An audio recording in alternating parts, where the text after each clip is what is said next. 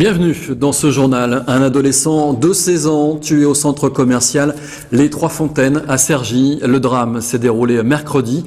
En fin de journée, il fait suite à une bagarre qui a éclaté pour une raison encore inconnue vers 17h entre 4 ou 5 jeunes dans le centre commercial lors du premier jour des soldes.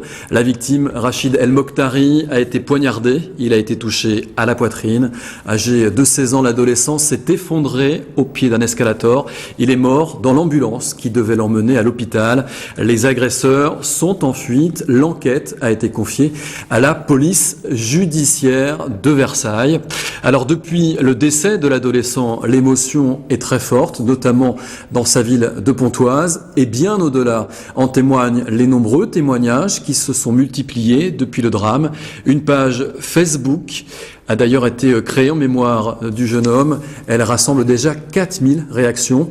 Et ce soir, le maire de Cergy et président de l'agglomération de Cergy-Pontoise, Dominique Lefebvre, a annoncé qu'il rendrait hommage au jeune homme, à l'adolescent, à l'occasion des vœux à la population de Cergy qui se tiennent ce jeudi soir. Christophe Rigaud a rencontré Dominique Lefebvre juste avant ses vœux. On écoute sa réaction.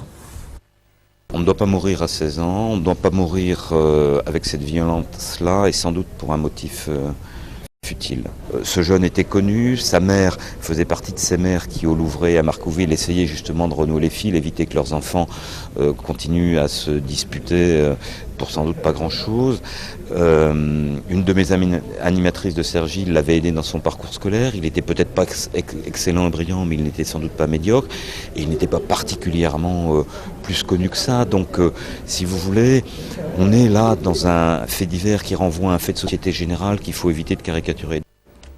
Et au centre commercial des Trois Fontaines, après le drame le soir même, des forces de police ont été déployées et un dispositif particulier va rester en vigueur les prochains jours. On écoute la directrice du centre commercial au micro de Brice Martinelli. Pour les jours qui viennent, nous allons, avec les services de police qui nous accompagnent, des brigades supplémentaires seront présentes sur le site, aux alentours, tant en civil qu'en tenue. Voilà, on a un dispositif maximal pour la protection des uns et des autres, de nos clients et de nos commerçants. Et l'actualité, c'est aussi le Conseil régional d'Île-de-France qui a confirmé la rénovation de plusieurs gares valdoisiennes, dont Cergy, Saint-Christophe, Lénoux, Écouen et Zanville, L'Isle-Adam, Parmain et Méry-sur-Oise. Ces opérations devraient être terminées à l'horizon 2011-2012. Et au sujet des transports, dans l'attente de la finalisation du projet de barreau ferroviaire qui permettra enfin aux habitants de l'Est du Val d'Oise d'avoir un accès direct à l'aéroport de Roissy par le rail, eh bien un projet de bus à haut niveau de service a été acté. Le schéma de principe devrait être approuvé fin 2010 et l'avant-projet en 2011. Les travaux pourraient démarrer en 2012 pour une mise en service en 2013. Autre projet, un hôtel de luxe dans le parc du château de Méry-sur-Oise. Dans un peu plus de 4 mois, un hôtel 4 étoiles ouvrira ses portes. Après le grand hôtel Barrière d'Enghien-les-Bains, il s'agit du deuxième établissement de ce standing à ouvrir dans le Val d'Oise, en dehors de la zone aéroportuaire de Roissy. L'ouverture est prévue donc le 23 avril 2010. Présentation de l'équipement avec Yoann Bensoussan. Nichés sur le toit de l'hôtel, l'ailleurs et l'autre part, comme l'appellent ses concepteurs, dévoilent petit à petit leur futur visage.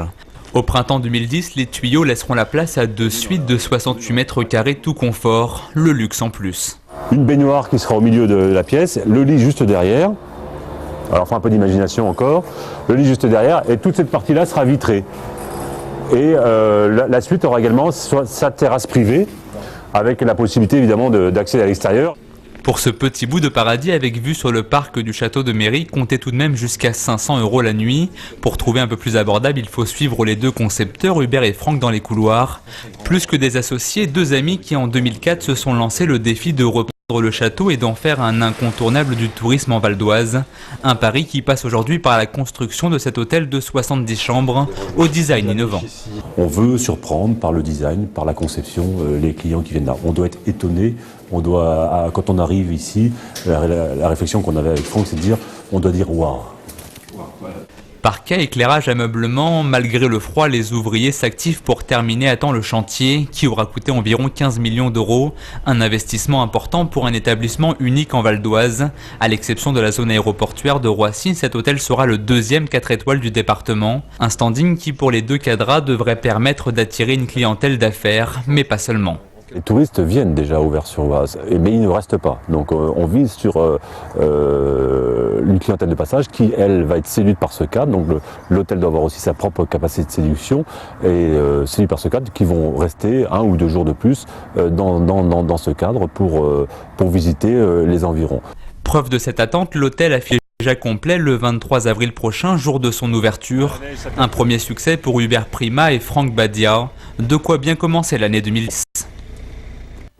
Et cette dernière info, à Argenteuil, le chômage partiel des salariés de Dassault prendra fin en mars. Selon le Figaro.fr, Argenteuil fait partie des 2 sites de production du groupe Dassault Aviation qui verront leur chômage partiel levé. 1097 des 1115 salariés du site d'Argenteuil étaient au chômage partiel depuis le mois de septembre à raison d'1 semaine par mois. Voilà, ce journal se termine. Merci encore de l'avoir suivi. L'info continue bien sûr sur notre site internet vonews.fr. À demain.